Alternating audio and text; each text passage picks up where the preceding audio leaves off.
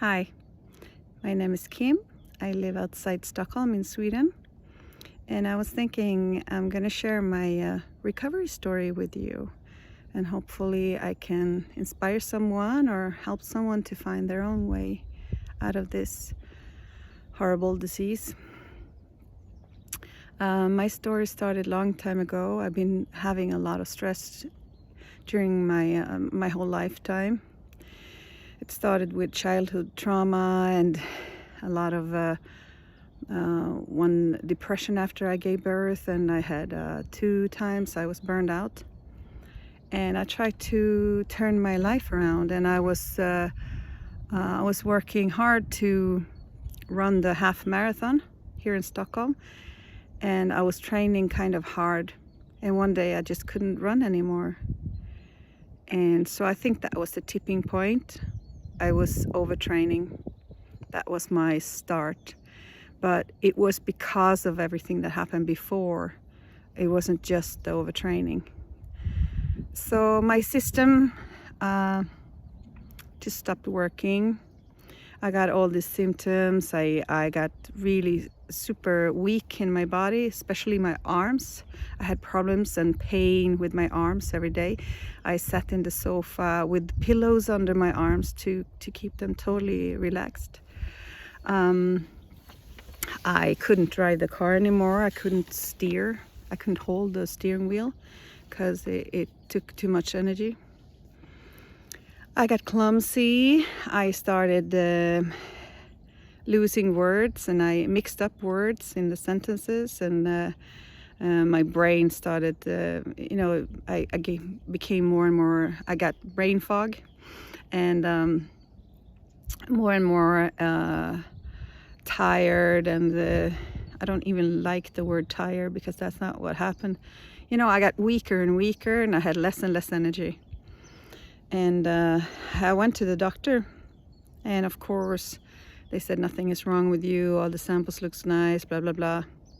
And I continued doing that for 1.5 years, and I saw around 8 or 9 different specialists, and no one could see what was wrong until I ended up at the Kliniken here in Stockholm. That's the only clinic in Sweden that is a specialist for ME.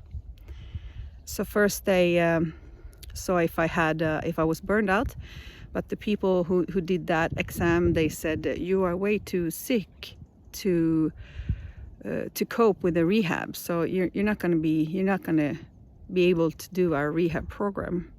You need to go to the ME clinic and see if this is what you have. So I did, and after 3 meetings, they told me I had ME, and everything on the list was like on point. I had so many symptoms by then. All these neurological symptoms, the light sensitivity, the sound sensitivity, the energy loss, and the PEM, and the pain, and the stomach wasn't working, the brain wasn't working. Sometimes I had to breathe in the middle of a sentence. Sometimes I couldn't speak. I had so many symptoms and pain everywhere, and a lot of problem with headaches. And I did the test to see if I could work. It's a special test that you do here. I don't know if you do it everywhere, but in Sweden you do it to see if you're able, if you are a candidate to get the money from the state. So they have to test you to see if you're really sick or if you can work. So they did that test on me, and it was 60 minutes of small physical, just like walking in the hallway, back and forth, lifting some stuff from one shelf to another. And it wasn't really hard going up and down a stool. And that was like, yeah, it wasn't really hard. And I really tried to take it easy because I was kind of bad at that time. And in the taxi on the way home, I totally collapsed. After that, I couldn't move, I couldn't talk, I couldn't eat or drink or go to the toilet or shower or anything. I was a piece of human lying down. I was nothing. And that was for 2 months. I was in that state. I was so severely sick. I wasn't even sure I was going to wake up the next day. My family had to take care of me, and I don't even think that my husband understood how sick I was. I could hardly speak. When I spoke, I whispered, and he didn't really listen to me because he thought I was just, making it up somehow. And it was horrible. It was horrible. I was in a dark room with the sleeping mask and the earplugs and the earphones over, and everything was quiet and no light or anything, and still my head hurt like hell. And I just had to move my head or try to change my how I was lying down, and it hurt everywhere. It was horrible. And at that time, I decided I had to take a decision. I had to make a decision. And the question was, do I want to stay in this state? And the answer to that was no. This is not something for me. I cannot handle this. So I had two choices. One was to end my life, and the other one was to start living again. Because at that time I was just surviving. I had no life, nothing. Everything was gone. I had no contact with people. I couldn't see my kids. I couldn't eat properly. I couldn't hardly drink. I was a mess, in a lot of pain. And during that time also I had an 11-day long headache that I cannot even explain how hard that was. It was so horrible. I was crying, but I couldn't cry all the time either because I didn't have the energy. I was so bad, and I think that I might have had meningitis at that time, but I couldn't get to the hospital because I couldn't stand any sound or light or anything, so I didn't call. I was just thinking, okay, I'm gonna lie here and die. It's, if life wants me to continue living, I will live through this, but right now I'm not anything. I'm just a body lying here with a lot of pain and suffering. It was horrible. So I decided to continue living, mostly because of my kids. They were 5 and 7 years old at that time. This was a little bit more than 3 years ago. And then I started my journey to recover. I decided that I will do anything to get better. Whatever little thing I can do, I will do it. No questions. So the first thing I started with was working with my thoughts. What can I think? What kind of thoughts makes me feel better? What kind of thoughts makes me feel worse? And those I don't want anymore. I don't want them to be a part of me and my life. I want them to be quiet. So I need to hear the thoughts that really, really helps me. So I started thinking about things in my life that I have enjoyed and nice experiences and memories. And I started letting my kids come in a couple minutes. I turned on the lamp even if it hurt like hell, and just to see their faces and hear their talking. And I became mindful and aware, and I was just, every word they said, every mimic in their face, everything I could see with them, I just sucked it in like something positive, something wonderful and beautiful. And I saw the life in their faces, the life that was outside of that room. And that's the direction I was going. I was going to get out of that room and into the life again, be able to be a part of their life and to be a part of my family's life. And that was the goal, getting out of that room and getting into light again, not lying in that dark room. So Everything I did was mindful. I was super aware and really here and now, and I practiced that all the time.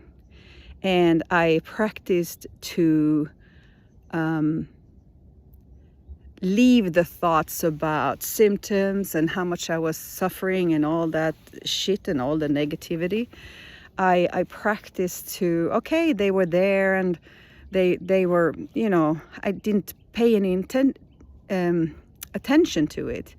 I just, I let them be. They were there. That's fine. They are a part of my life, but I'm not going to focus on them, and I'm not going to put any energy into them, and I'm not going to lie there and worry and think and, put my mind into all those horrible thoughts, because it takes a lot of energy.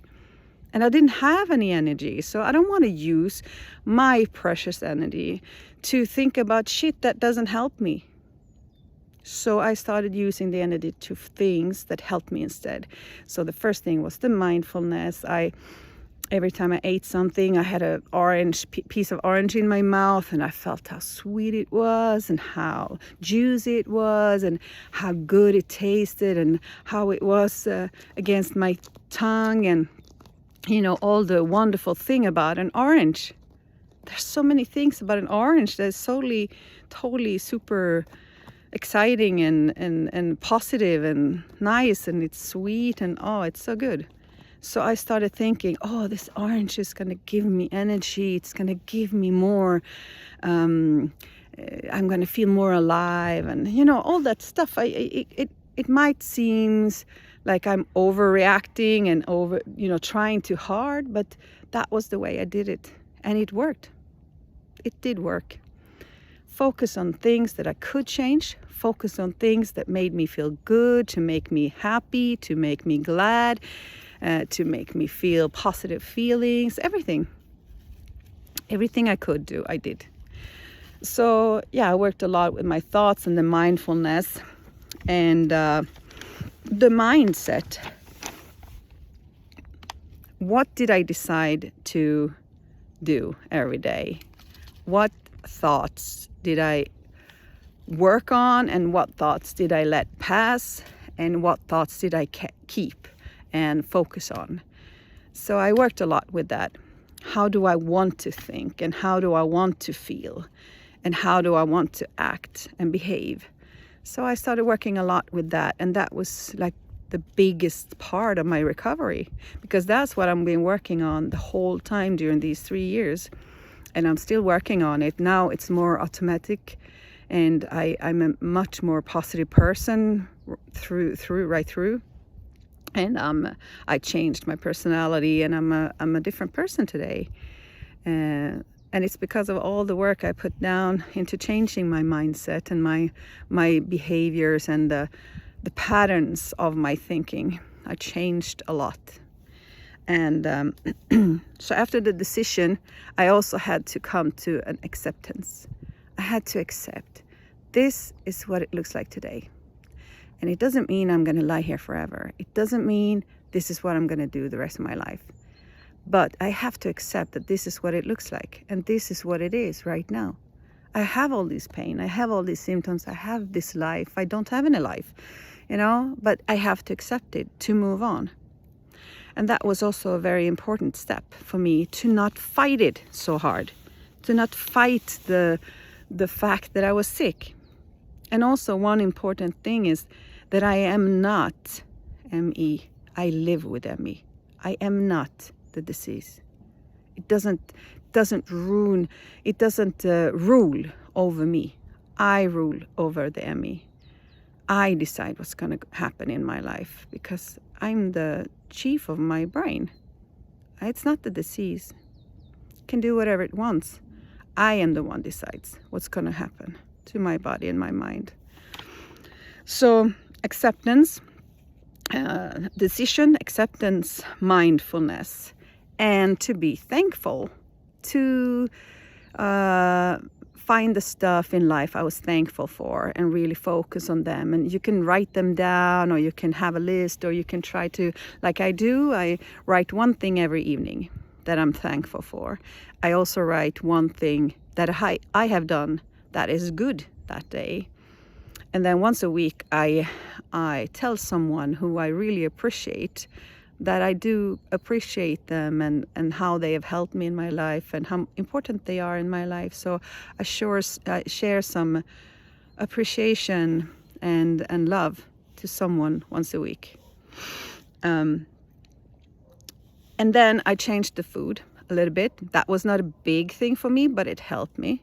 So I ate anti-inflammatory food to reduce the inflammations in the body, and I felt better with it, so I stick to it. And I try to make the food look nice and with a lot of colors, and so you could also enjoy it with your eyes and not your tongue, and also the thought that this food will help me, this food will make me better, and it will help me get out of this disease. And so I was thinking a lot of positive thoughts about the food and how it would help me. So that also helped. And then I worked a lot with self-love. I learned to love myself, to be patient, to have compassion, to have understanding, and be nice. The inner voice, it says so many bad stuff about us all the time, and there's no meaning. There's no reason why you should speak bad and be mean to yourself when you are nice and say good things to your best friend or to a small child or to a puppy. You're nice and you're kind to them, so why not be that to yourself? It's just, it doesn't make sense why we are so harsh to ourselves.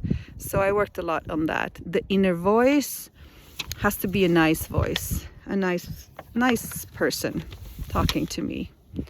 And if it's hard to imagine it's your own voice, you can think that it's someone else's voice, someone that loves you, someone you have in your near around you, maybe a friend or a mother or a daughter or whatever, brother, who loves you. Think that it's their voice in your head. Maybe it will work easier. And then really from the beginning, I started with movement. In the beginning, it was mostly just to get the lymphatic system working. When I was my worst and I was lying in that bed, I was wiggling my toes. It sounds silly, but I did something. And that's what I promised myself. I promised myself to do whatever it takes, whatever I can do to make a difference. I will do it. So I started by wiggling my toes, and then I wiggled my feet, and then I bent my knees, and I stretched my neck, and I lift my arms, and I continued like that. After a while, I could sit up, and that was wonderful. Just to sit up. I was longing for it so much, and I was so thankful and so grateful that I could sit up. And I continued like that, and after a while I could get up from the bed a couple of minutes every day. So I took those minutes, I walked out, and I sat or stood on the balcony in the sunlight, because it was spring at that time, in the sunlight, and I stretched 1 minute. And then I went back to bed, 23 hours and 55 minutes, and then out again, standing on that balcony, stretching maybe 1.5 minutes if I could, and then back, and I did. So every day I tried to do a little bit more, a couple of seconds, or if I couldn't, I did less, but I did what I could all the time. My focus has been do whatever you can with what you have, and with the energy you have, and with the mood you have, and all that stuff. Whatever you wake up with, use it to become better. So I did every day. I did something, and then I started trying to find joy in life. I started thinking about all the things that makes me happy. What can I do? I love singing.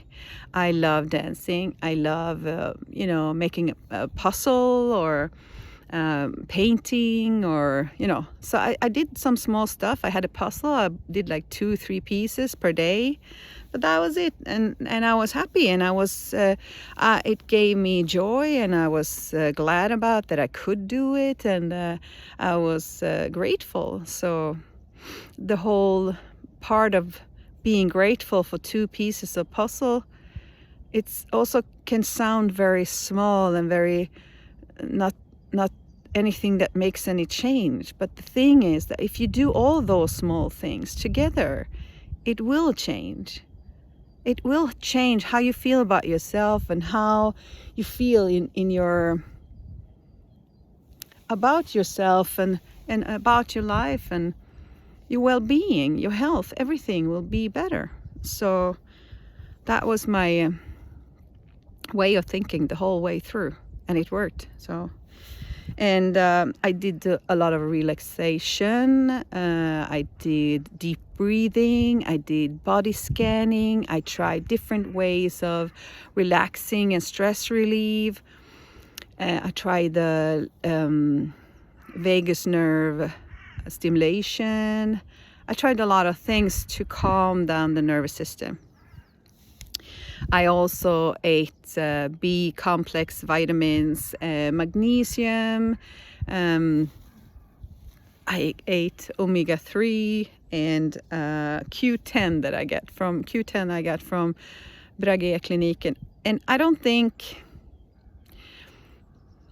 all of those vitamins and pills that I took helped maybe a little bit, but that was very marginal. Maybe it would have been a difference if I didn't take them, but I don't think that was any of the big stuff that going on in my life. The magnesium helped a little bit. Yes, it did, because I got some restless legs in the evenings mostly. And by taking those 1 hour before bed time, I actually stopped having the restless legs. So it did help me a lot with that. It also helped a little bit with the thinking, the brain, and also to fall asleep. So magnesium was something that I could see a difference with, but it was first when I changed the magnesium to a really good one, a good quality one. The first one I ate was just something from the pharmacy that wasn't really good, and it didn't really work. But I found one called magnesium orotot, and it's helping a lot with the brain and stuff. So there are different kind of magnesium. You can Google it and see different ways. They work in different ways, and you can see which one suits you, the one that you want and that you need. But the vitamins itself hasn't been a big thing for me. The food was better.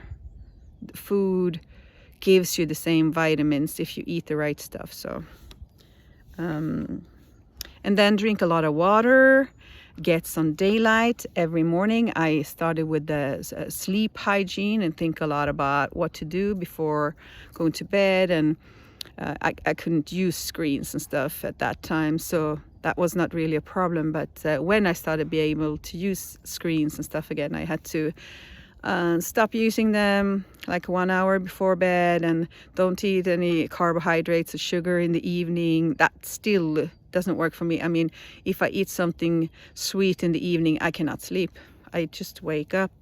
So it's horrible, and I know exactly why. So it's my own fault if I eat something sweet in the evening.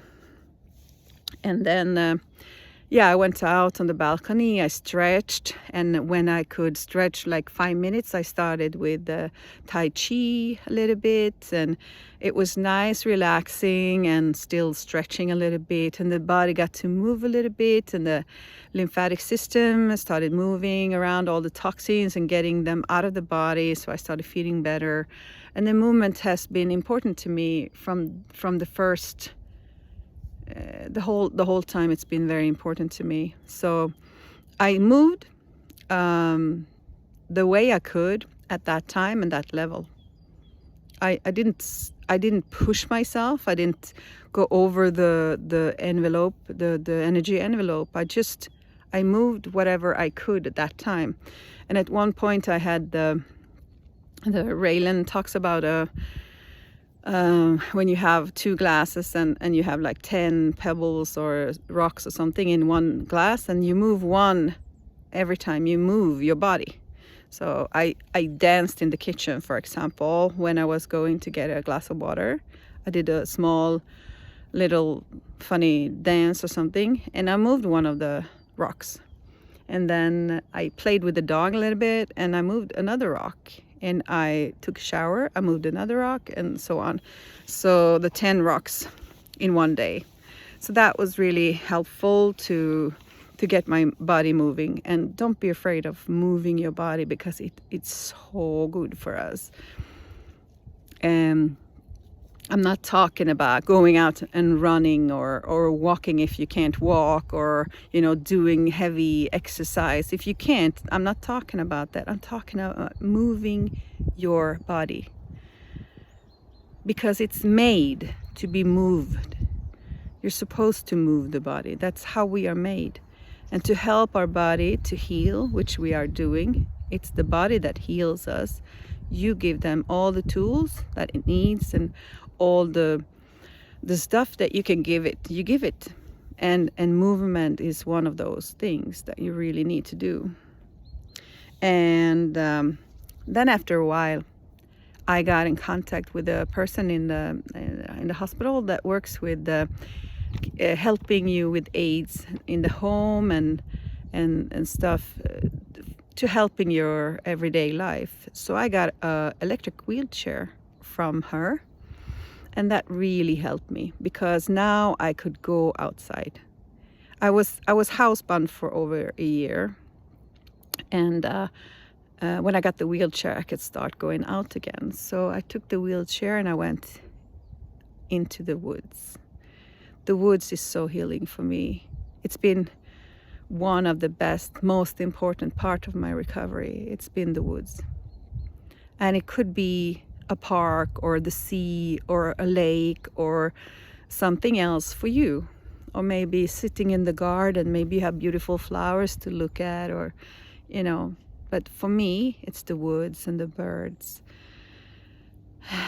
and sitting somewhere and meditating or just relaxing or being mindful. It's lovely, and I love it. And all those chemicals that comes from the trees, it really helps the healing. So yeah, as much as I could, I went outside, and in the beginning it was like 5 minutes, and I it was better than nothing. So I did, and I was grateful and I was thankful, and I thought it was something positive, and I took it in like a positive experience, even if the body hurt like hell and I got a headache and I felt pukey or whatever, even I was grateful. I was grateful every time I could. And I took my kids and they sat in my lap and we drove around in that stuff. And I was 45 years old, and all the other people who had those, they were like 80, 90 years old. And I came there with my kids, But in the beginning it was hard. But then after a while I realized this helps me so much. So it's worth I don't feel ashamed. I don't feel it's something bad, I could walk maybe 50 meters at that time, but I couldn't get anywhere. If I walked out 50 meters, then I had to turn back, and then I couldn't. So I took that stuff, and it was so the best thing. And then after a while, I started walking a little bit. I took it out. I sat down on it, and my son was walking around looking at stuff, and and I took a walk with him like 50 meters, and then I went back to it and we drove home. And that's how I started walking also. So yeah, I walked also very early. I started as soon as I could. I took some steps. And in the beginning it was hard. I didn't have the balance, and it was really hard. I had to hold my hands against the walls and stuff to not lose my balance. But I started walking as soon as I could, and it was just a couple of meters, and then a little bit more, a little bit more, and more and more and more and more. And that's how I worked my way up. So today I'm 90%, I would say. I was 5, I would say, when I was my worst, and now I'm 90%. So 100% is a healthy person, totally healthy, and you can run and train and do whatever you want. I would say I'm at 90 now, and I can walk for 2 hours without any problems. I do have a dog these days, and we walk every day in the woods. So that was the first year. So I went from 5 to 40%. And I was out with my wheelchair, and I started walking more and more and doing some yoga, and continue with my food and all the thoughts and all the work that I did and all the movement. And then I found ANS Rewire. It was in the winter. It was 1 year after. And Dan talks about a lot of things that I've already done and I've already understood some parts of, but he made it so clear to me. So I understood the whole thing, what was going on in my body when I did these things, and why it's so important to move, and why it's so important to give our body the right nutritions and food and water and all that, and all those nice thoughts and that I've been working with, how important all these things are for our health. So I understood it much better, and in 3 months I went from 40 to 70%. So that was a really good kick in the recovery. I started looking at my environment, mold and products and amalgam and stuff like that, you see, and I went to a nature doctor, and he saw that I had 2 infections that were chronic, and I treated them with the herbs. And it's a special herb cocktail that doctor has. So I cannot give you any tip on what kind, because your doctor will probably have something different. So I'm not sure that helped a lot. I ate the herbs for 1 year. It was very expensive. But I don't feel like I have that infections in my body anymore, because I could have some kind of cold symptoms coming when I get a little bit weaker. I got some cold symptoms, and I think that was from them. They kind of woke up sometimes during my time as sick.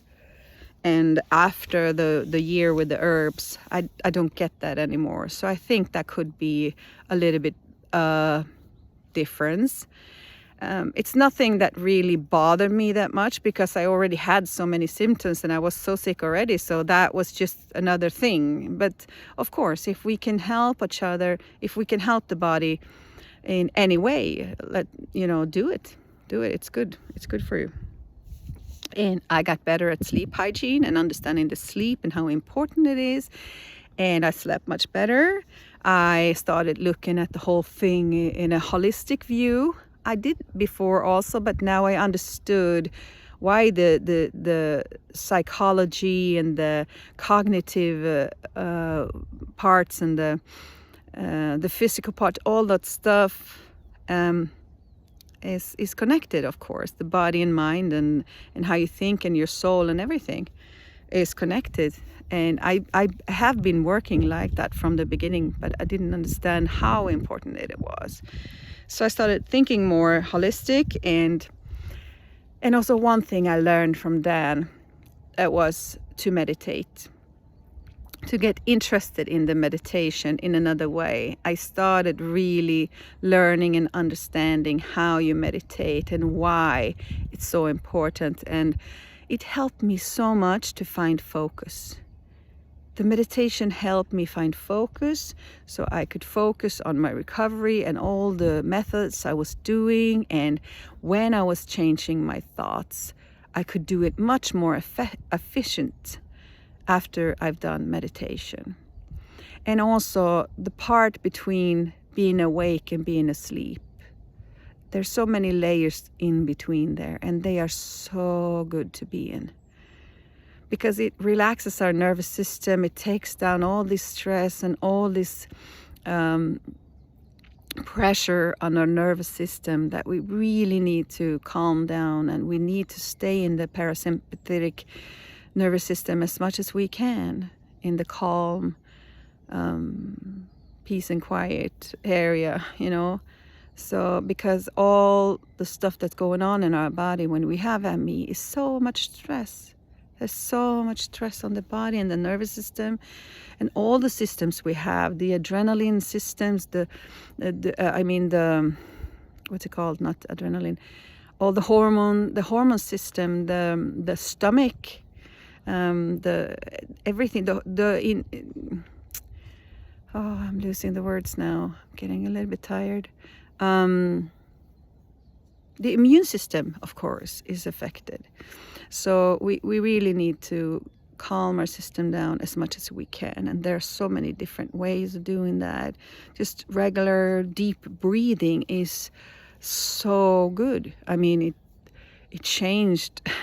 It changed for me. It was a big change.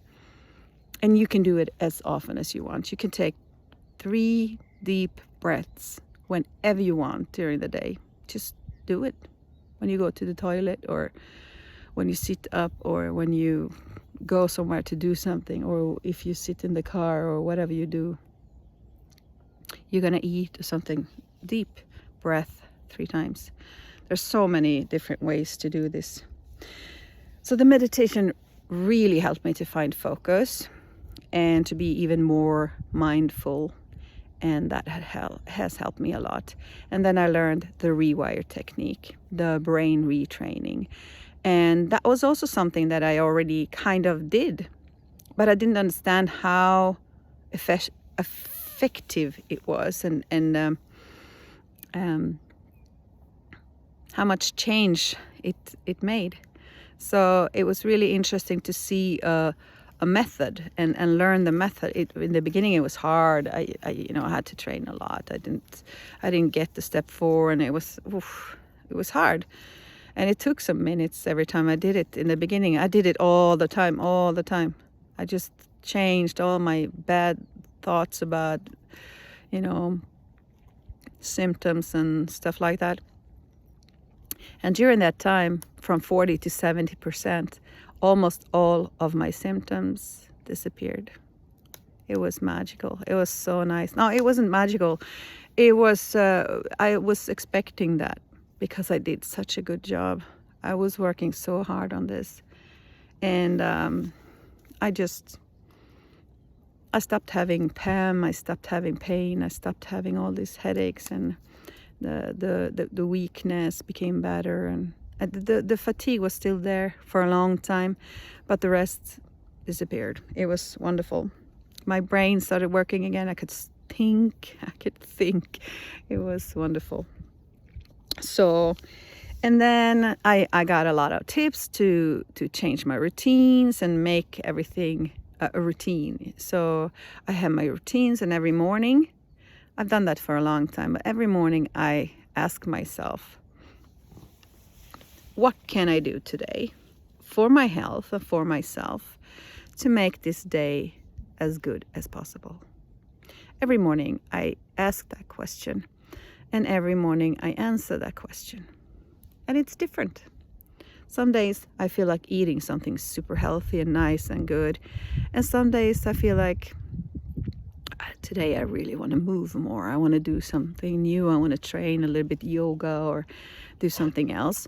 Or some days I don't feel like it at all, and I just do some deep breathing, or I sing a song, or I listen to music, or something, at least something that makes me feel better.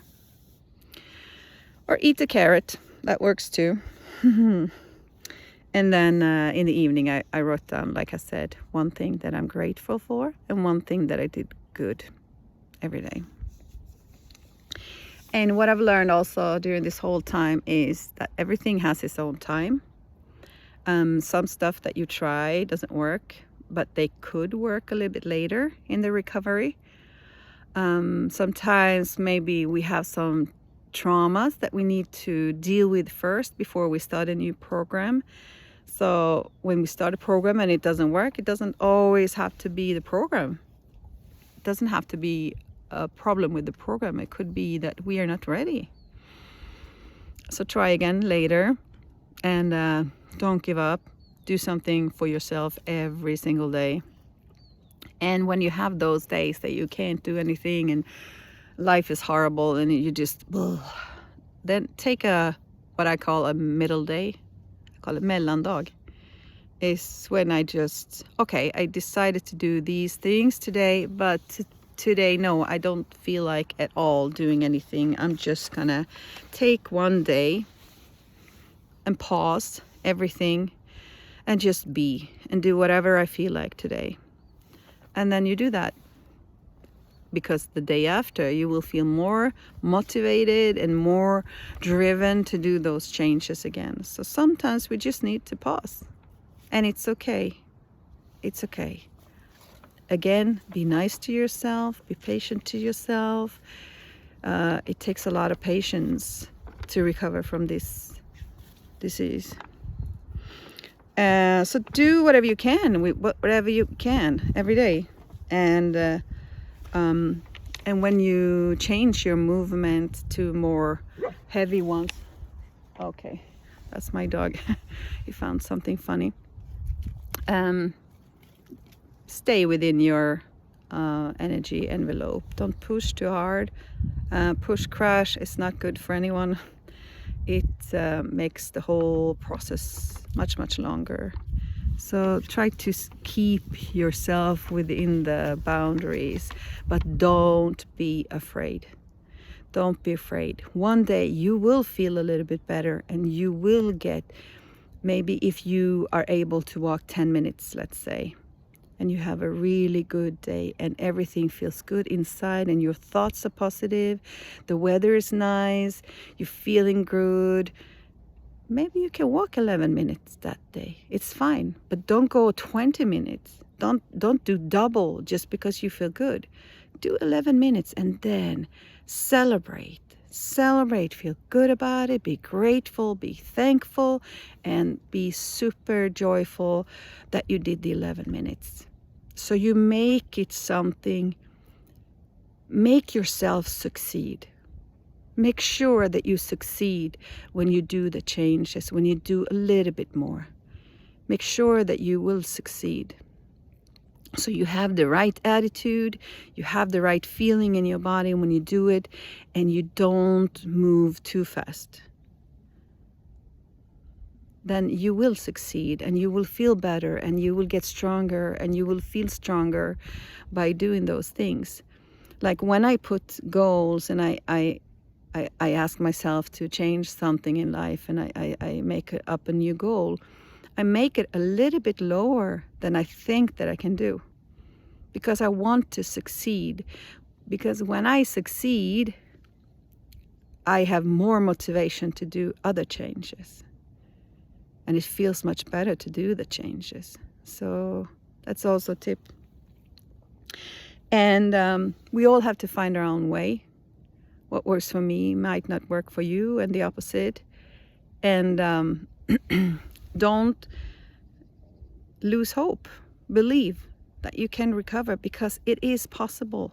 It totally is possible. And one last tip, record or write down your progress so you can go back and see what you've done, because sometimes in recovery we don't go up. Sometimes we go down, or we stay for a while in that position, but that's the way it is. It's normal. It's what it is when you do changes and when you recover. It's not a straight line. So be patient, continue working on it, do your best, love yourself, and you will get there. So I hope you got some inspiration and maybe some ideas about what you can do. And if you have any questions, ask them under here. And I would also link my my website and my my YouTube channel for those of you who understand Swedish. Maybe you can get some more inspiration from there. And also I will in the future start working. I'm studying 100% now, and I will start working with clients soon and helping with stress relief and how to handle stress, and mental training. That will be my job from this summer. So take care and have as good day as you can, and see you. Bye.